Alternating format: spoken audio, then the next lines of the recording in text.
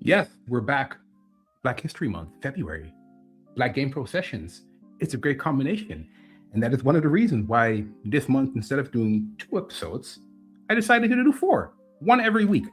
You might be wondering, where am I? What's up with this glowy white background and instead of my wonderful other background that I have? I'm in Paris, so I'm at Ubisoft right now. Don't tell anybody, but I'm here. For the people tuning in, as per usual, you are appreciated. Please let us know where you're tuning in from. That worked quite well last time. So, anywhere that you are, let me know where you are. In previous episodes, we have had people from basically all over the world, which is super cool. For those joining Black Game Pro Sessions the first time, Black Game Pro Sessions is all about creating a platform for the amazing people that are working in our industry that deserve a spotlight, that deserve their story to be shared. And what Black Game Pro Sessions tries to do is archive, document these stories so that we hopefully inspire the next generation of our colleagues. Which is a good segue to today's guest because she has been on my short list of people that I really wanted to have in this Black Game Pro Sessions because, well, first and foremost, she does amazing work. Secondly, she used to be a former colleague, so I've seen her around in Montreal whenever I was there for E3. And thirdly, she's just an amazing person that has done amazing things in our industry. So let me read a quick introduction of who this wonderful person is. She is the co-founder and narrative lead at Sweet Baby Inc. She worked on some truly special games, like, for example, Marvel's Spider-Man 2, God of War Ragnarok, Alan Wake 2, Sable, Afterlaw VP, and Winterborough, and also Far Cry. She comes from inside the industry, knows what it actually takes to ship games, and has built a company that cares deeply about story, perspective, and the people behind the work. Her approach to narrative and representation is thoughtful, practical, and grounded in real creative craft. So who am I talking about, you might ask? Well, in case you don't know, I'm talking about Kim Belair. So let me bring to the stage the amazing, the magnificent Kim Belair. Hello! Hello, it's good to see you. How are you doing? I'm doing quite well. How are you? Not too bad on this chill day in Montreal. And how cold is it today? I think it's only minus 13 or 14 today, which is yeah. Oh my I'm God. trying to tell myself like it's gonna be fine eventually. But we'll see. Eventually. See, that's one of the things of Montreal. I love Montreal in summer. Yes, Montreal in winter is, oh my God. I used it to is a have challenge. a challenge. It's more than a challenge. It's something else, man. Especially for like Western European people that are not used to the actual cold. If you want to experience true cold, go to Montreal in wintertime. You Oh yeah, half will. my family's from Canada, and I all not live here. What was that move about? Yeah. Well, thank you so much for being here, Kim. Like I said, you are one of the people that I wanted to feature in Black Game Pro Sessions. So thank you for your time. I know you're super busy. So yeah, thank you. Thank Thank you. you. Thank you for having me on. Of course. I mean, come on. Like I said, you were one of the goats that I wanted to interview. Do Um, that. yeah, it's true. But before we dive into your background, where you come from, how you got where you are right now, a quick kind of rapid fire round of the simple questions. As for example, what is your Mount Rushmore of games of all time? Doesn't need to be a specific game, can be a franchise. Okay, I think Dun dun okay. dun. My Mount Gamesmore. I'm glad you asked because I always try to think of like okay, I have modern games I love. I have older games. I think maybe my Mount Gamesmore. Start with Earthbound. It's my favorite game of all time for sure. Ooh, okay. I think that's like that. That is the game that really inspired me to like get into games when I was a kid. Like it was one of the first ones that I was really obsessed with. That and Donkey Kong Country, which. But I think that yeah, Earthbound is going to be on that list. I think that Elden Ring is going to make it there for me. I have played way too many. I played way too many hours of Elden Ring. It's like I started my fourth character recently. I'm obsessed with it. Oh my God. I think also on the Mount Gamesmore, I'd put Return of the Obra Dinn. I think I don't know that one.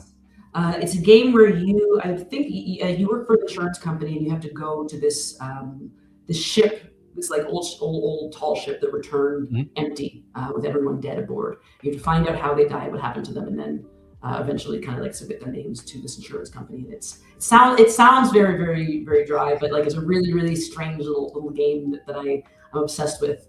And then I think it's four. There's four slots on Mount Rushmore, right? I think I'm gonna go.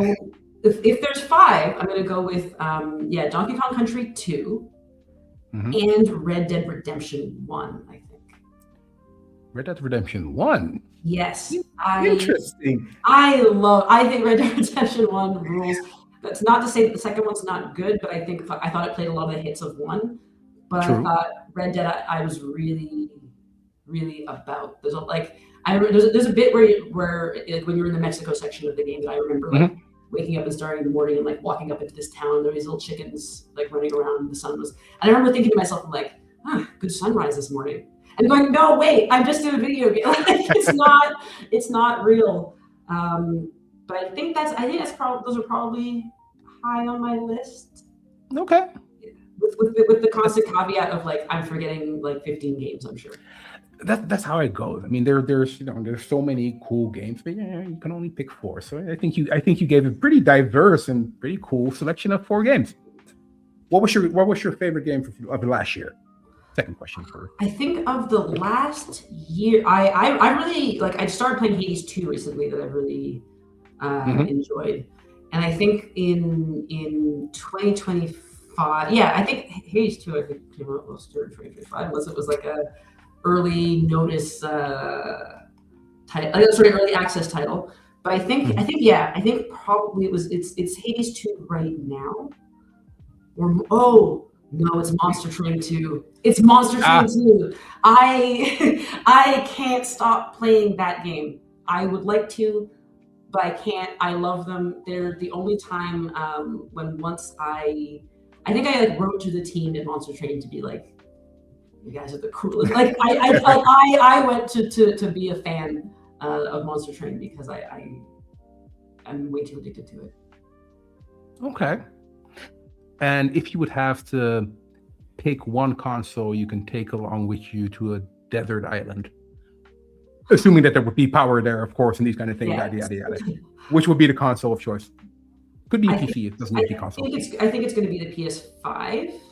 I think just because I play mostly games on PS5, and I think of it as my Elden Ring machine. Actually, for the past couple of years, it's mostly been my Elden Ring machine. Like, I understand I can play other games, but I keep popping that one back in.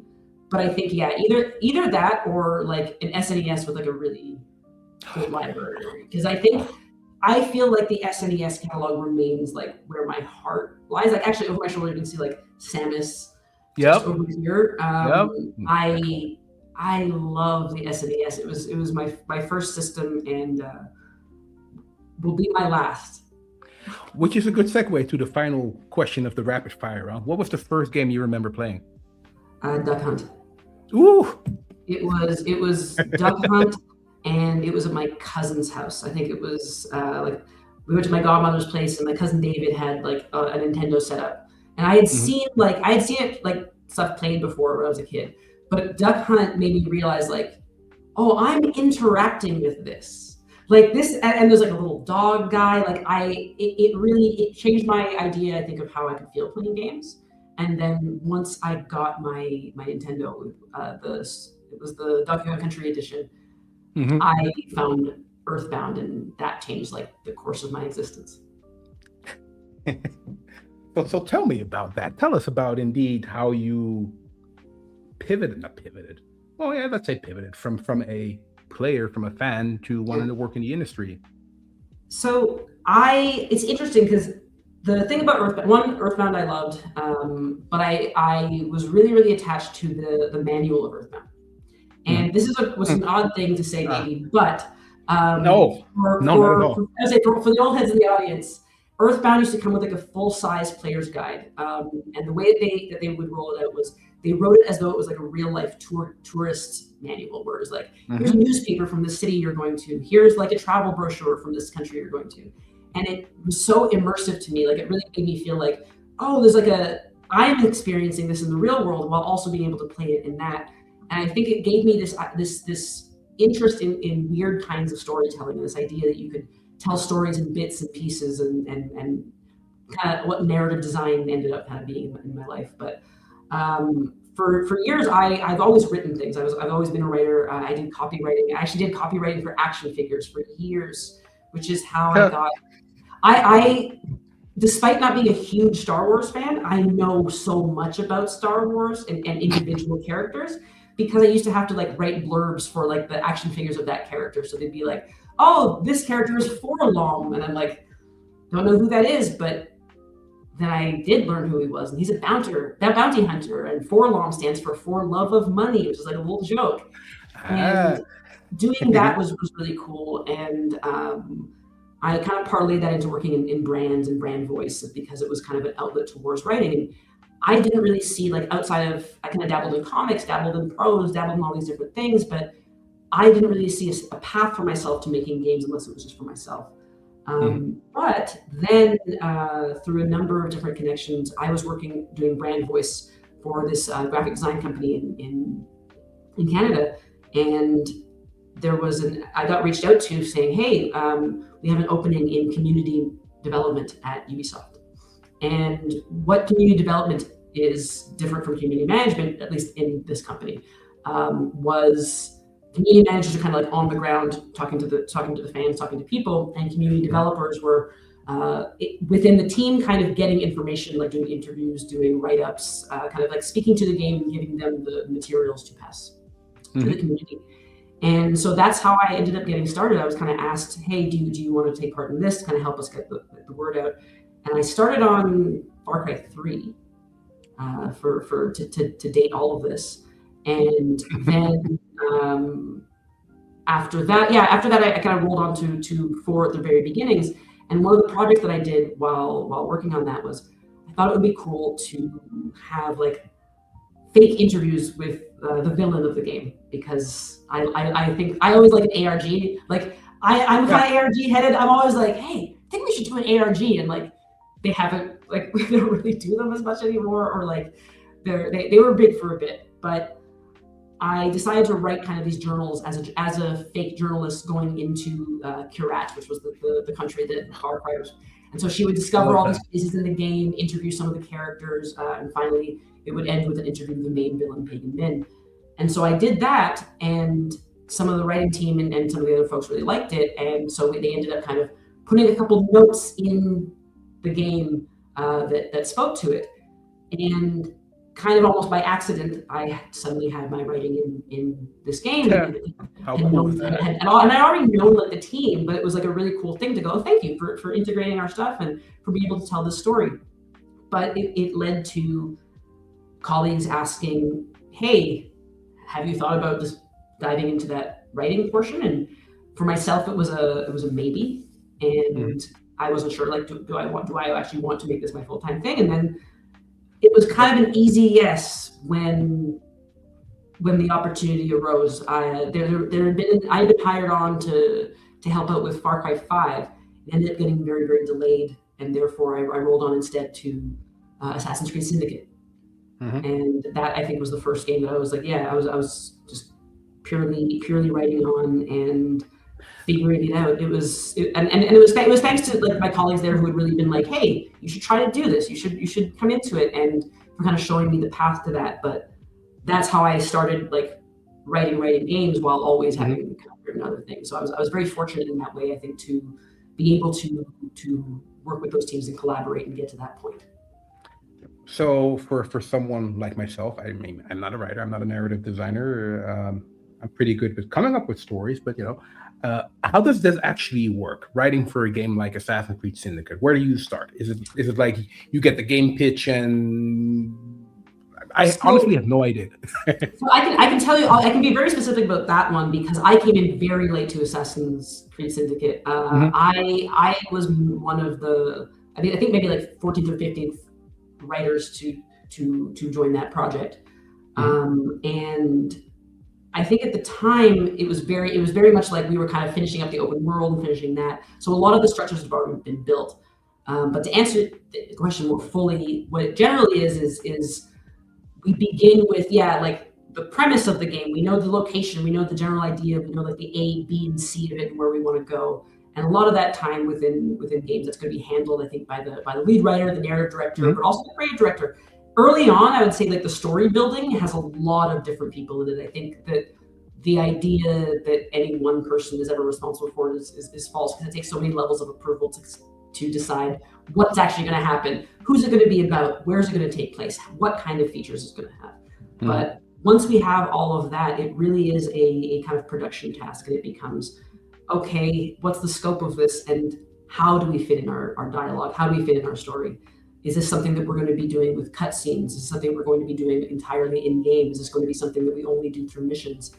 But for me, the early days of working on any project are kind of finding the places that the writing is going to go, or finding the places that need narrative design. Because the interesting thing that I always tell people who are getting into games writing is how many different kinds of writing there are in games, where it's like, sure, I'll write a cutscene sometimes, but generally those are written very early on because the animation takes so long. So for the most part, you're then writing, okay, I'm going to write traversal dialogue and mission dialogue. And there's also open world dialogue. There's responsive open world dialogue. There's descriptions of items. There's tooltips. There's the text that leads you there. There's all of these little bits and pieces that you're figuring out. And so many early months are spent kind of just doing the production and figuring out where that placement goes.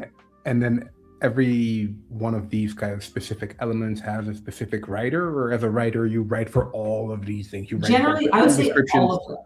I think that, like, and actually, just not to get here too quickly, but within Sweet Baby, like, that's something that I really appreciate and value, and I want to do, is I think everyone should have to write every different part of a game. I think that like there have been times where, especially early on in my career, where you join a team and you go, oh, the lead writer is going to do all the cutscenes. They're going to do all the juicy writing, and then you have someone else who's going to go like, well, you can have like the weapon descriptions, or you can have the barks.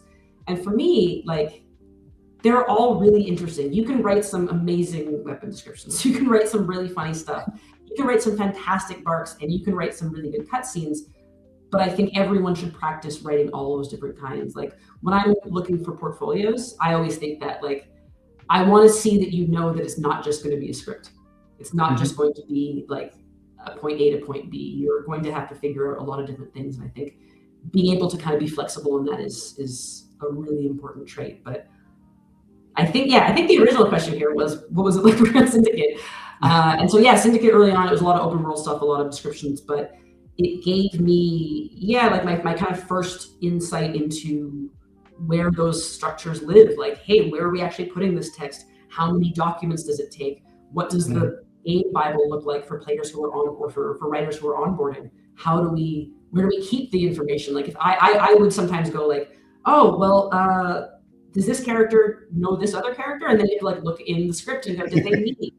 And so that kind of stuff, it feels very much as a little archaeological. Yeah, I understand. That's a lot of fun. I mean, these writer meetings must be the most fun meetings ever, because basically you come with your story, then the other writer is like, oh, but what if we would do this and that? Yes. Or is it more of a presentation and like you share your narrative and people take it, or not? They're not. It's, for me, the writer's room is like, the reason that I wanted to create Sweet Baby was twofold. One, I wanted to be able to work on multiple projects at a time, because I find that, like, I learn better as a writer and I get better if I have different things to tackle. But at the end of so many game projects, the writers disperse, right? They go to other teams. They either, or maybe they're on contract, so they go to another company. They find different places. They leave. It's very rare for a writing team to stay together project to project. And for me, I think like that writer's room that you're talking about, like when people are throwing ideas, that you're laughing, you're finding the best result. That for me is some of the best parts of doing the job. And so I was like, I want to create a writer's room that works many times together on different projects, that iterates. And obviously we'll still have like different people come in and kind of change those rooms, and sometimes we'll join a room. But I really love that idea of like iteration and what we can learn from each other. And I think of it very much like, I don't know, when you're doing a heist. Like I always talk about like Fast and Furious terms, but it's like, it takes everybody to figure this out. And when you've done enough jobs together, you can go like, oh, this is just like that other job. Like, we can use this trick again, and we can kind of call this person. like, oh, we need this kind of consultant. Let's call her. She's gonna fly in, Yep. and we can make it work. And I think that feeling of being in a writer's room is some of the most important stuff in games, Okay. because it gets you Mhm. to the point where you can stand confidently up and have like a deck that delivers a story to the rest of the team. But it's so important to have that like flexibility and frankly that fun in the room. Even if the game later on is like, oh, we weren't able to get half that stuff in there, or like, oh, things changed and now it's kind of odd. Mhm. Whatever happens, like it's always kind of a good time to work with other creatives and to see what their points of view are. Yep. Yeah, that makes sense. Yeah, I mean, I've been to a few writer rooms as kind of a fly on the wall. I love the energy, but I understand that that's what you wanted to create and have created with Sweet Baby Inc., creating like a group of almost a family, putting a Yes. family together of amazing people that bring amazing perspectives to come up with the best stories possible. Um, there's a question from Chris Aquard. What was it like writing for South at Midnight? So it's a little bit of a left turn here. So South at Midnight, we worked on, I think in 2021, 22, maybe, Mhm. I think that was, or 22 and 23. Apologies for my memory. It is not good, but I didn't do much writing for South of Midnight. My team did, which was Cameron Wild, Spencer Ballu, Lisa Atto, and James Wright, I believe, and Will Harry as well. But I did a lot of story work. I worked on a Mhm. lot of the treatment and the overarching story for South of Midnight with that team. And the answer is it was cool, weird, and really an interesting project. I think it's such an unusual world Mhm. and such a cool world, and I think getting to kind of bring that forward and kind of figuring out like what does this mean in the end? It was a big question for me on South of Midnight, where when we had come in, there had been different like a lot of there's a lot of different things on the project. Contrary to popular belief, we are not responsible for the fact that it is a primarily Black game, despite what you may have heard. But we're certainly, I think, responsible for helping it gain some of that authenticity as we brought folks in to work on it. Um, and I think I'm very happy with the way that it's been received. And my Mhm. only hope is that it ends up being something that people see that we can tell different kinds of stories about Blackness, rather Mhm. than someone go like, we have to make a bunch of Southern Gothic games. Because I think that that's what often happens when you have like a success, you kind of take the wrong lesson from it. So my hope is that it enables more storytellers to be able to tell kind of stories from their perspective. I mean, success indeed has a tendency within corporations to lead to formulaic, but Yes. success can also indeed show writers or game developers that the thing that they had in their mind actually, oh, it can actually work because there's an Yes. example. And especially if it's a predominantly Black kind of game or a Black story, then it's like, oh, it works, it sells, so I can Yeah. do it too. Kind of like giving permission. Yeah, and I think also like on that particular project, like it's not that there were uphill battles to fight. It's not that everything was like, oh, we're all going to do it. But I do think that at the end of the day, looking at it, yeah, I hope that folks give more games like that a shot, and we see more develop. And I think also that we start to understand the value of going like, well, we haven't really seen a lot of these perspectives represented in games, and we realize that that's interesting. Hmm. Because for me, and I've touted this a lot, but I really, really firmly believe that like representation should be seen as a form of innovation of story, rather than applied ever as like just visible representation, right? Or that's how you get like that kind of box ticking diversity, or Oh you yeah, get those games where you're like, okay, we have one of every character, they have no personality, they have all of this, or like here, the like archetypes, yeah, the yes, just like stereotypes really that show boring up there. archetypes, and you're just like, cool, but I don't feel represented by that. And I Hmm. think that's the kind of like that's the kind of stuff that you see, and you're like, oh, you wanted to appear like you had done something, but you didn't actually do any Hmm. research, or you didn't do anything new, and that's why it kind of feels flat or boring or just trite. And so I think that yeah, my hope would be that people understand that the more perspectives we gain, like the more new voices enter the room, the more new stories we get to tell and the more interesting stories we get to tell, because goodness knows, like I play every kind of game, right? I want to experience that. I certainly do. When I think of like a Red Dead Redemption, I'm not going, yeah, that's me out there. But I'm going, this is a kind of story that this guy experienced, and I get to experience it through his perspective and through all of that. And I think that feeling is something that I think a lot of gamers desire, right? They want to be able to experience it. Exactly. So I think that's for me is the most frustrating part of all the noise that happens, or the harassment that happens, or the loud Gamergate stuff that happens. It's just that, like, are you really complaining because you are getting news stories? Is that really what it is? Like, it misses the point so much of the time and makes it about like aesthetic representation rather than about like subversion or doing something new. It's easy to point fingers. You know how it goes, Kim. It's like, it's easy. I mean, in the end, if the game is great, and we had a conversation before we went live, if the game is good, the game is good. If the game is shit, yeah, well, then okay, the game is shit. And that's what happens. We're all gonna, like, if you work on a lot of games, you're gonna make some great ones, you're gonna make some terrible ones. Yeah. And I think that the idea that any of that would be tied to whatever like culture war BS is happening is entirely false. We see it over and over again. If you make something that's a really fantastic product, it will go. And that's not to say that there aren't like great games that get overlooked or that get mistreated or whatever it is, but I think that we can't live in fear of a reactionary crowd unless it's art. Yeah, exactly. You shouldn't be scared to create art. Whatever that art is, you should stand behind it. No, exactly. Don't get me wrong. Like, there's plenty to be afraid of when it comes to the numbers, right? Where you go like, I really want to sell something. But as far as like the innovation of art, we have to be less cowardly about it. Yeah, agreed. Which is, I think, a good segue to, I mean, you already alluded to it, Sweet Baby Inc. You started your own company. After Ubisoft, you were like, you know what? Hold my beer, I can do this better. Or there's a better way of approaching this. Yeah. What made you take the leap of faith? So in the last year, in the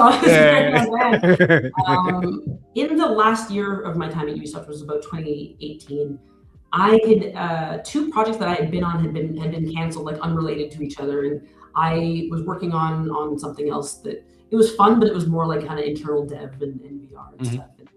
And I got an offer externally to do like a little part-time gig on a project, and I was like, I would love to do that. So I asked, and they were like, no, you can't do that. And I was like, I gotta go. And it at the time I was like, okay, I can get contract work. Like, let's see what I can grow. And one thing I knew though was that I liked working with my friends and colleagues and other writers. And so early on, after I got a couple of contracts under my belt, I was working with some friends of mine, and we were like, this is fun. We could do this together. And I was like, well, I have a contract coming in. What if I told them, like, we'll all work on it together? It'll be the same price, like you'll get the same work, but we'll work on it as a team. They say yes. And from that point, it became, well, if we have one contract that we're sharing, could we get another one? Could we get a third one even? And as that starts to grow, you realize, oh, we can do this. We can work in these rooms. And it was a really cool realization to me that we could find a way just by kind of creating that company, that little bag of money, I called it. Because I always think, I'm like, a company's just a bag of money. Like, I can't think of it as a real structure. I'm just like, this is where we hold our money together, and then when we do that. But when we had that, I was like, oh, this is something that I think I could do forever. I think I could get more, and I think, frankly, more people could get into this. And so we started growing from there. But I think what really put us on timing wise, this was around 2019. And then in 2020, like, we had a number of projects under our belt. Like, we were working on Assassin's Creed Valhalla, working on a number of different things. And then in the pandemic, there was that moment, several months, where it was a confluence of like the quarantine, Me Too accusations sweeping through the industry and taking so many people and companies down, or at least exposing them. Many of them still exist and are lucrative today, but I think that it changed the conversation for a little bit. And at the same time, BLM was a very, very big part of the conversation. And so all of that kind of combined to create the situation where people were going, hey, we need to think differently about like inclusion in games. We need to, like, we don't have a lot of Black writers. We don't have a lot of writers of color in general. We don't have a lot of queer writers who are getting their starts in the games industry. And I saw that people were offering portfolio reviews, especially for Black writers. They were going like, hey, if you are a Black writer, if you're a marginalized writer, give us your portfolio, we'll do a free review. And the thing that I always felt was that that's a very cool thing to do. I think it's really important to do, but it also implies that the problem that you're facing is your portfolio and not like access or systemic racism or whatever other hurdles are in your way. And the other thing we discovered was that the vast majority of aspiring game developers in general, whether they're writing or otherwise, didn't know any game writers or game developers in their lives. So they had to turn to places like Twitter or Discord or wherever it is to get in contact with people. And so what we created at the time was this email called talk@sweetbaby8.com. And we were basically like, hey, we don't know, but if you need something in the industry that we can help with, just let us know. And dozens of people wrote to us at the time, largely for portfolio reviews, but sometimes it was just like, hey, I have questions about how this works, or is there a person I could talk to? And we spent a lot of time putting people in touch with like colleagues that we had. If someone said, hey, I've got an audio guy who is looking for a composer in games, let's pair them up. We did a lot of that work, and we were very, I think, outspoken about the realities of games as far as they interact with this. And what that meant, especially in our industry at the time, was we were an unusual company because, one, we are an unusual company. We're a group of writers working kind of like as a cohort, but also like I as a woman of color in the lead role, as a Black woman in the lead role, there weren't a lot of us. And so as a result, I had like, there were a lot of podcasts, a lot of different things. Plus I was talking a lot about Me Too stuff. So I ended up getting a lot of like just kind of conversations online going.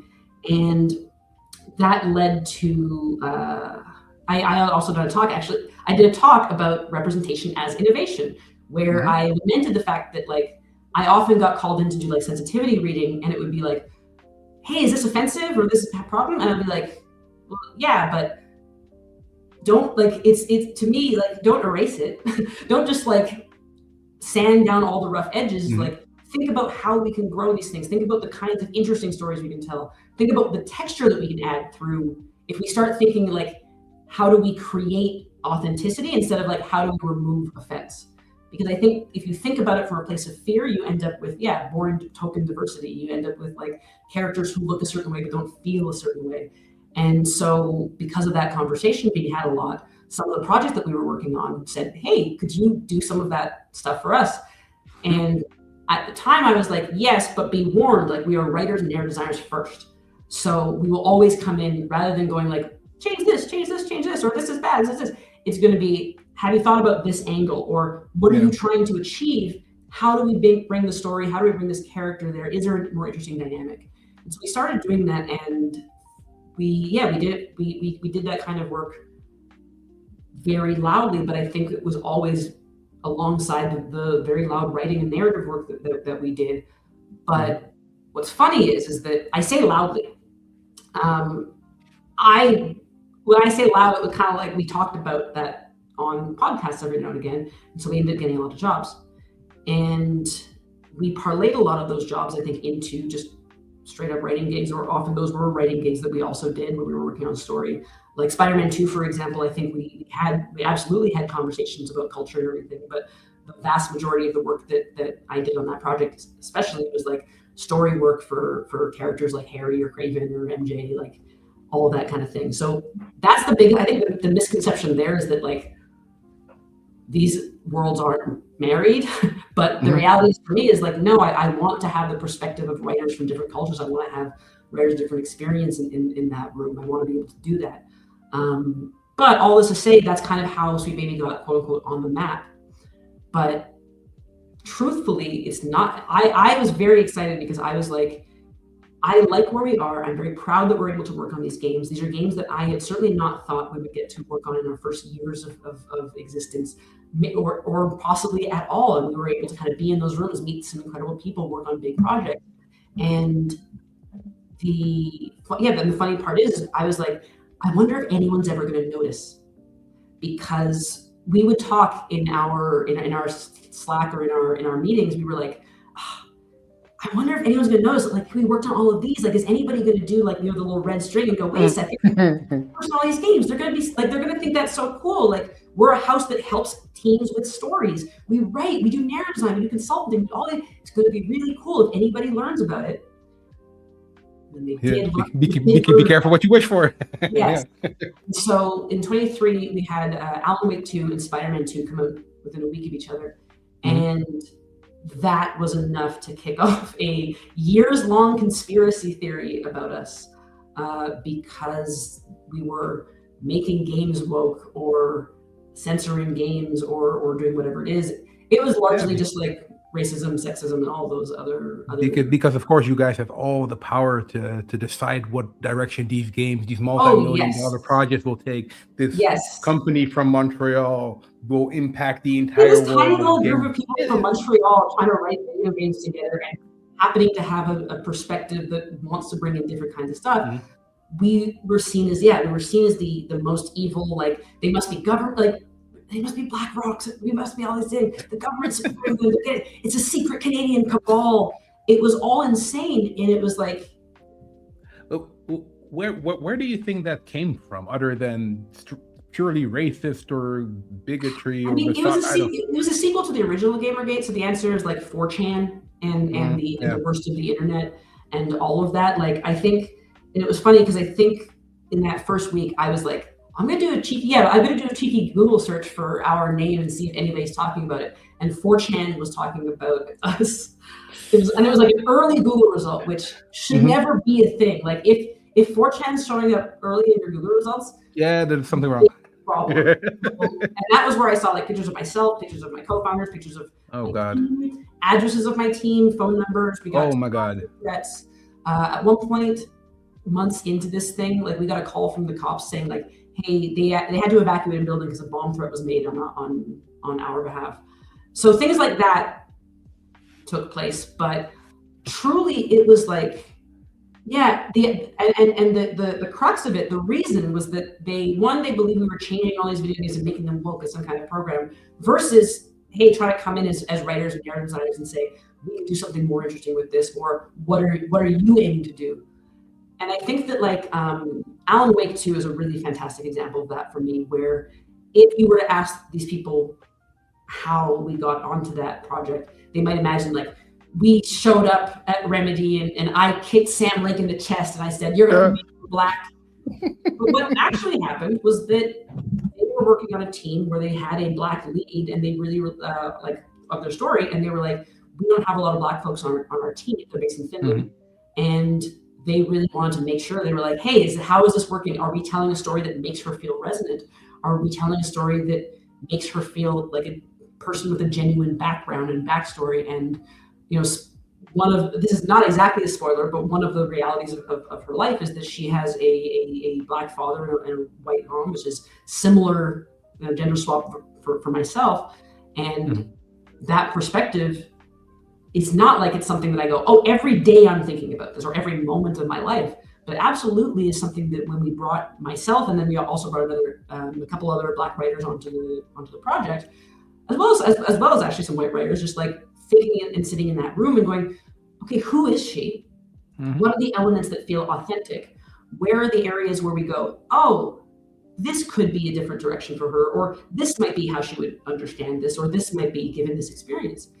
And then we ended up working just on the story with the narrative, worked with Clay Murphy, who was the lead writer, and everything. And it's about bringing a character to life that we all like. And none of his questions were just like, how do I make her Blacker? It's how do I make the most interesting version of this character who feels like she has emotional, cultural, and personal weight. And I think we absolutely did that in a lot of ways. And the same can be said for our work on Ragnarok when we were looking at Angerboda. It's always first through a perspective of story, but the interesting thing about it, I'll say, as you know, with some distance, is what is funny to me. Funny is that all of these projects hired us because they want to tell more compelling stories with more interesting characters, and that does not, for me, ever mean, hey, can you make sure this is not offensive, or can you censor this, or like, oh, we want to make everything soft and gentle. No, it's about, we want to tell this. But we were hired because internally they feared the backlash that would happen if they got it wrong, right? So they hire us, we try to help them, we try to bring it to a place. And then what's wild is we get blamed for the existence of these characters, for any part of these characters, for the texture of these characters. And the reality is that, like, no, it is always a collaborative effort. We are contractors, and more than that, we are respected for being able to do that work narratively and with our writing and our storytelling skills. It's insane. It's insane that they singled you and your team out for being like the cause of characters being created, or the cause of game companies doing specific things. I mean, that must have been the personal weight of that on you, but also you taking, I mean, you have a team. You have a team of people who were basically doxxed. Yes. Yeah. No, we were doxxed. We were threatened. Like, how do you deal with that? I mean, seriously, from a human to human. I mean, that's no. The all you want to do is write great games. That's it. No, all we want to do is our jobs, which is we love having a good time in a writer's room and writing really fun or cool or interesting stuff. And suddenly we were like having these eyes on us from everywhere, and it really felt to me, I think, one, it was terrifying because I can imagine. For me, I genuinely wanted to create Sweet Baby so we could have a writer's room that worked together, that learned together, that we could have a space where writers could stick together between projects, could have like a job that allowed them to look at different things. And for me also, it was so important as a team where like a lot of us, I think a majority of us at the time were like marginalized people. I want to bring some level of protection to them, right? To understand, because when I started, I saw Gamergate 1. Yep. And that's like, to see then this happen again to us, I felt so guilty and so bad to have brought this team into this industry only to have this, in addition to just feeling like, oh, I'm the worst person in the world. I'm never going to work again. I'm going to lose all my jobs. I'm going to do this. And the answer is we weren't, but just having to deal with like thousands upon thousands of people telling lies about you, denigrating your work, reducing your work to the very thing that you hate. Like, because that's honestly one of the most frustrating parts of it for me, is that like, I cannot stand tokenistic diversity. I cannot stand the falsehoods of like, oh, we're just going to be nice. I can't stand when you can see a game or a show and you can tell that they were afraid to do anything with their marginalized characters because they didn't want to be offensive. Because to me, that's not what you see in media that is made by the people being represented or with the people being represented. You usually see it in games, movies, TV shows made by a different group about them. And so it ends up being a flat, more boring representation. And it's deeply frustrating, I think, to have to explain, even to people who genuinely support us, that like, oh no, we're not a DEI company. Our job is writing and narrative design. Yeah, storytelling. The unfortunate reality of our industry is that in anywhere where marginalized people are underrepresented, you're going to have people who want to ask us or want to ask people like us how they should move. That's it. But I think that like there's so much BS around it, is that any real conversation about what we do and how we do it or why feels like it's been lost, because so much of it is just about shouting us down or saying that we're woke or just being hateful.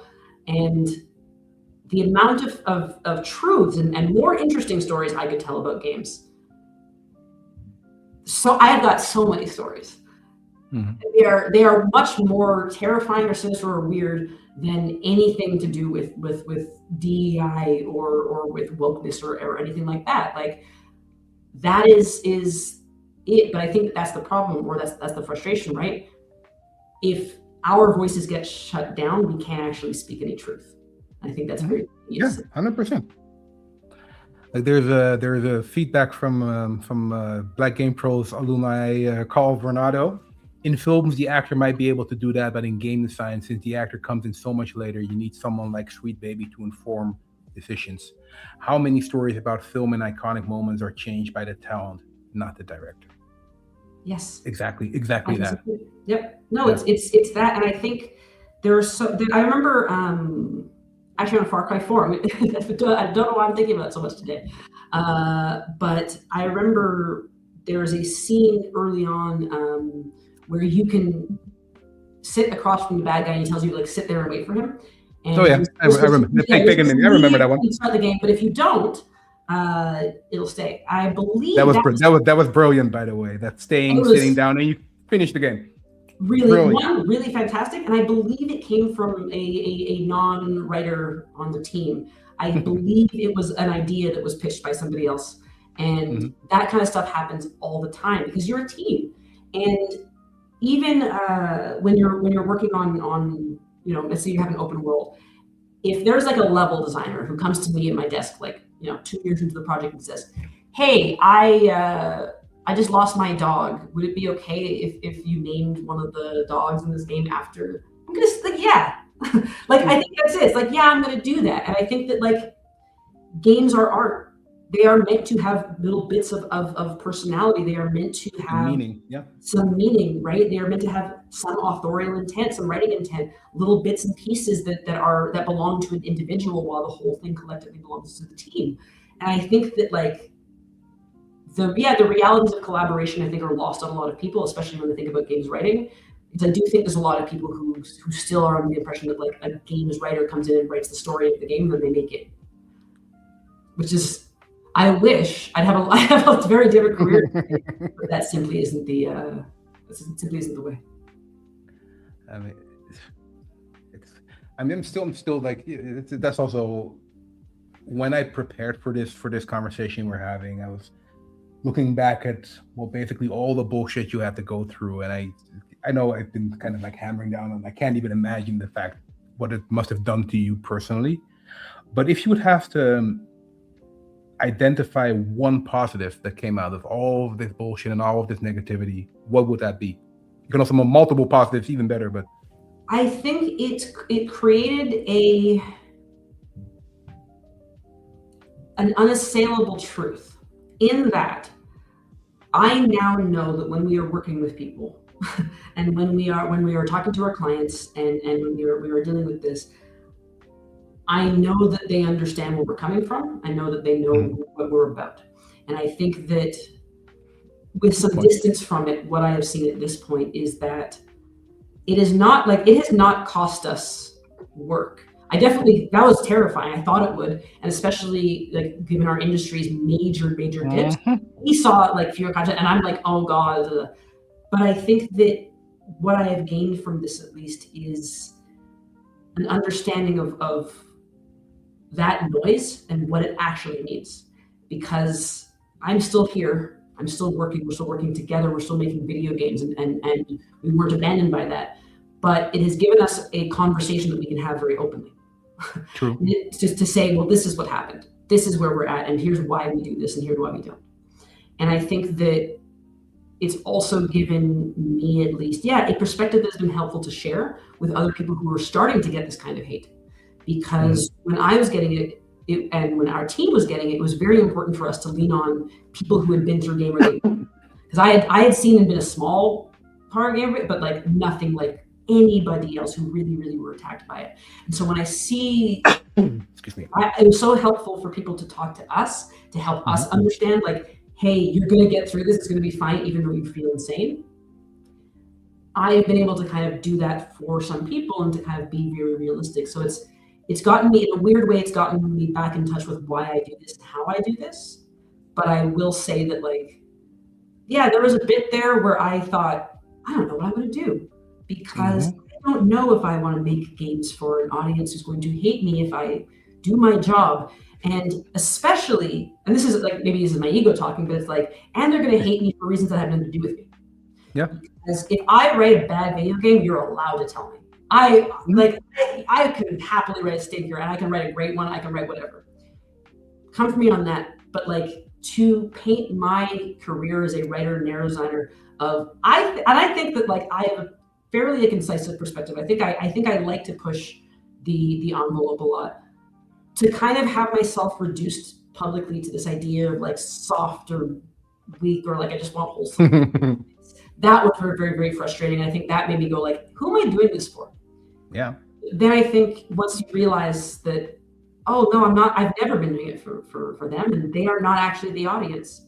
They are the loudest people and most hateful, but they're clearly not here for Yeah. what I gotta do. So I can't be checking for them if they're not checking for me. You know? Yeah. I mean, there's some feedback regarding what you said from Tim Collings. People who believe that game writers have any kind of power to force anything on players clearly never had to work with a marketing department. Keep up the good work. Correct.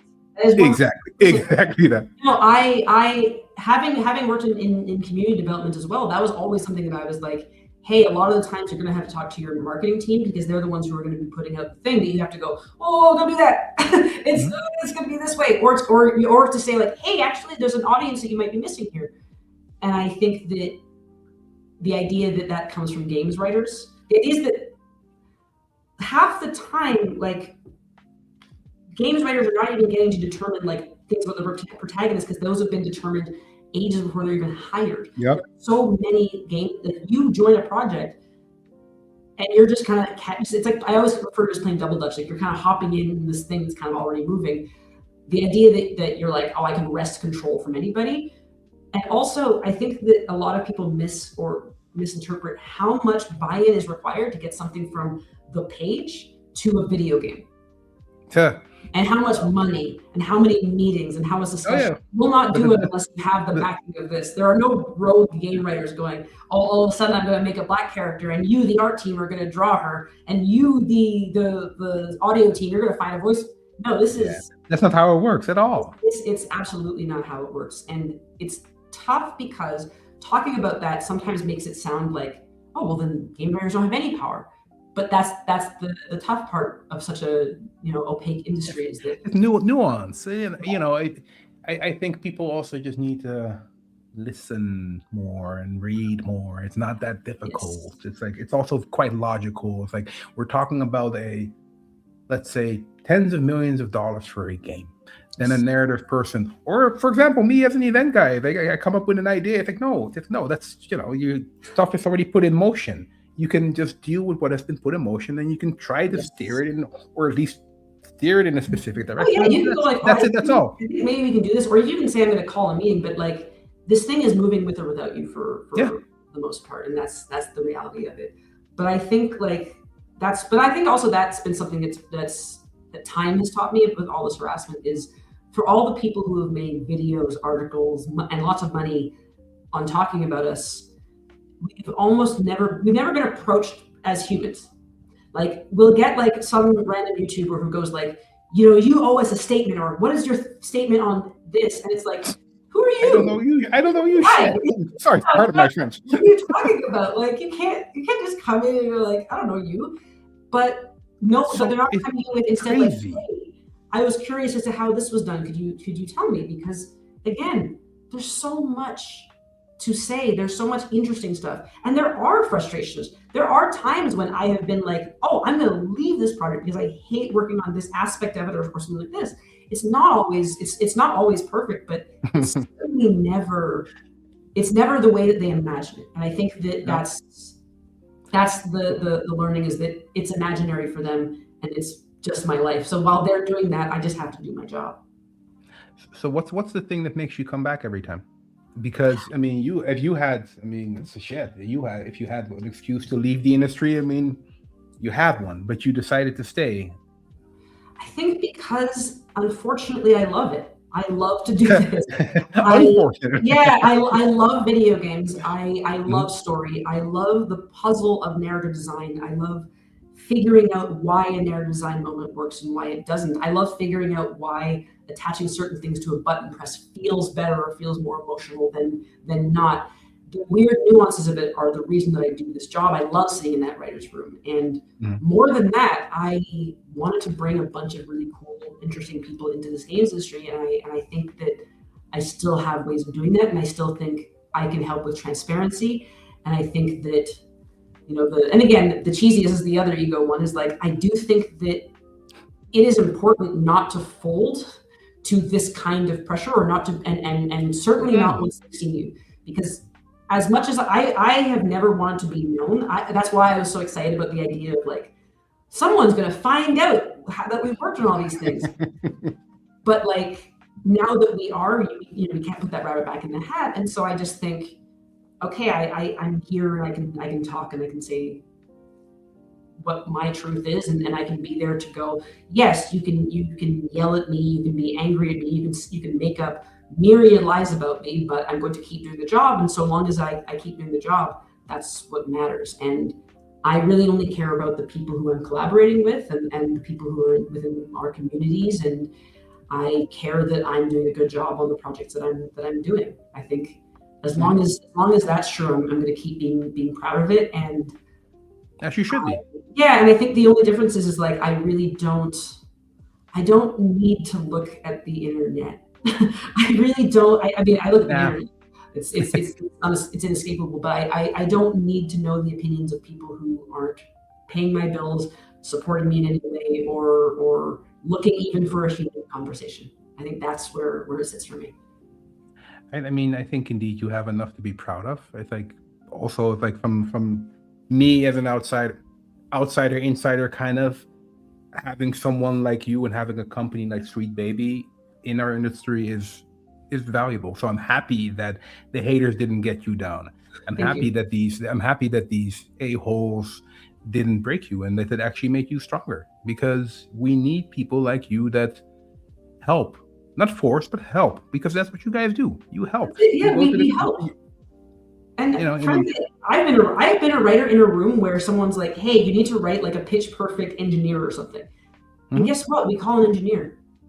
Right? And it's like, that's all it is. I think that we only grow this way. We only grow by collaborating, by having voices, and by doing all of this together. So what is next for Sweet Baby Inc.? Well, we have a lot of little secrets that are emerging. We have a title coming out in the next couple of months. We have another title that you might also see, and I won't name any of them. I will simply say I won't ask. Don't worry. Of fun and secret projects that you may or may not see over the next 2 years. Some of which I suspect will make certain people very mad, and others very excited about. And I think that for me is the only real victory in it. Like there's never gonna be any victory in like, oh, I got back at them by writing something on Blue Sky or whatever. It's I'm going to keep working, and either you can keep being angry at that, or one day you can say, hey, how did you do that? Because I'll answer. I'll happily. That's the thing. I will talk to anybody who wants to get into this industry meaningfully. If we want to have a human conversation about what this actually is, that's what I'm here to do. But I think that's just it's rare, but we'll see how it goes. So also for the people watching that want to reach out to you, they can reach out to you. You're not scary. You're pretty cool. You're kind of nice. Yeah, you're friendly. I like to think that's it. Sometimes I am nice, and everyone's like, oh, it's Queen Woke scold over here, and I'm like, nah, guys, come on, I'm cool. You're just a person who loves to write. I mean, and it's actually it's funny because Carl's already said it in the chat as well. The goddess speaks, we are listening. Normally these sessions are a little bit more interactive with questions, but I think indeed when you speak, people listen because what you say makes sense. I appreciate that, because I really like, the only thing I set out to do was work on a lot of projects and gain a bunch of knowledge and try to do something with that, try to like spread that knowledge and share that knowledge and get as many people in here as possible. Because for years, this industry has been touted as like, it's a dream job. It's so hard to get in. And while a lot of that may be true, I think we're seeing, with so many of the job losses, with so many of the weirdnesses, with so many of the things collapsing, we're starting to see like, no, this isn't necessarily always a dream job, but it is a job, and jobs have rules. They have regulations. They have cultures. They have all this stuff, and that's the part that I want to help people with. Is like, let's talk about the real work of games instead of whatever hyper focused, like whether that's towards capitalism or racism, like whatever it is, like, no, let's talk about the real stuff here, what work is, and what does it really entail. Indeed, yes, what does it actually really entail. that's also one of the reasons why I wanted to start Black Game Pro sessions, is to highlight the amazing people of color that are already working in our industry, so that you can share what it's really like. Because Yeah. people have this idea of us indeed as a or you as a narrative designer being able to fully impact the game from start to finish, which is not true. Or for example, someone like me who used to host or produce E3 for Ubisoft, like I completely control the lineup there. No, I have Well, no, that's it. no. They will, and I think that's one of the most insidious parts of this kind of like hateful harassment, this bigoted stuff, is that it takes away your voice and it takes away the things you're actually saying, but it also ascribes you this enormous amount of power. Like they go like, you must be rich and in control and Yeah. you make all the decisions. And they don't stop to think about anything else. They can't imagine a world in which, no, you are also a worker and you've gotten here by your merit, by your skill, and by your talent.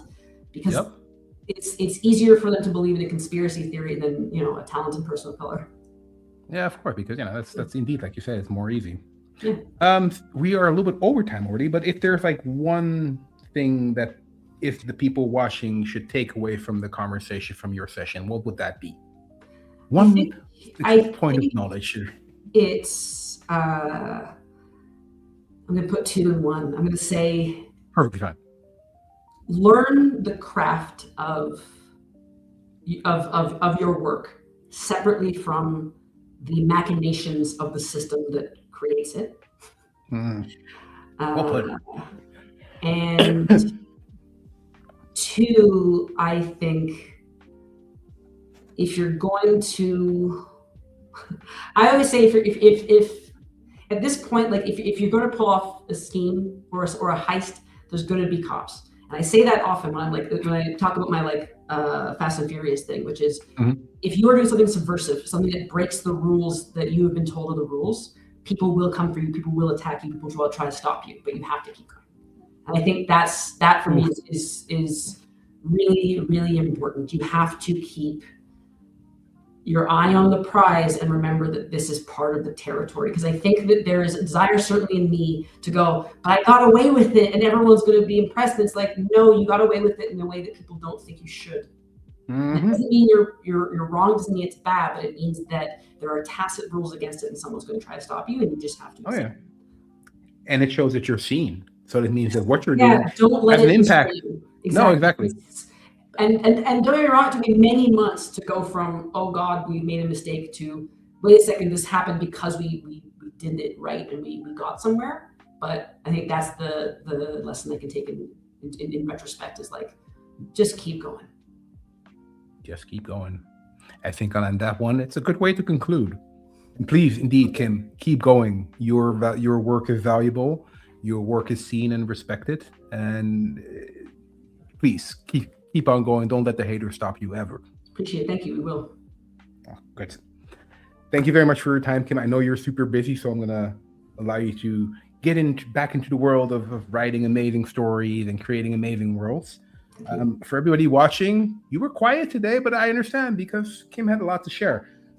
If you have any questions for Kim, I mean, well, we're out of time, so put them in the chat. Maybe she'll respond. So we reach out to Kim herself. It's perfectly fine. She might respond. She might not. For those interested, as I shared in the beginning, Black History Month next week and the weeks after, we have some amazing guests. Next week, we have Ryan Johnson from Community. The week after, we have Gordon Bellamy from basically everywhere. And then we have Aisha Brown, who also has been doing amazing things as executive producer. So tune in for that if you haven't. And Kim, once again, thank you for your time. Thanks for leading the way, and thanks for not letting the haters get you down, because F them, with all due respect. Thank you. I huge agree. Alrighty, everybody, thank you so much for watching, and see you next week.